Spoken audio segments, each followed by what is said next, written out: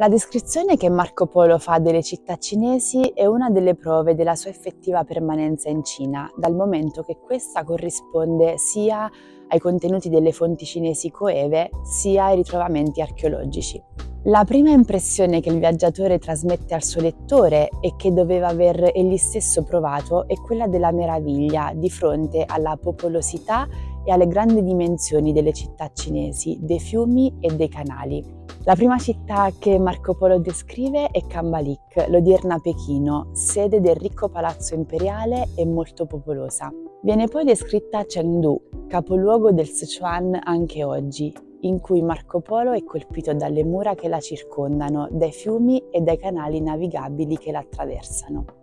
La presenza dei corsi d'acqua navigabili è fondamentale all'occhio dell'osservatore veneziano, ma anche alla prosperità delle città, che sono sempre descritte come grandi, belle ed eleganti, animate da scambi e commerci di merci pregiate.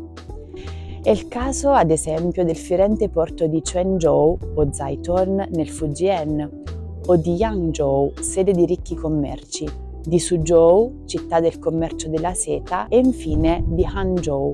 ex capitale Song, con il ricco palazzo imperiale, cinta da mura imponenti, con piazze grandissime, strade lastricate e 12.000 ponti di ogni dimensione.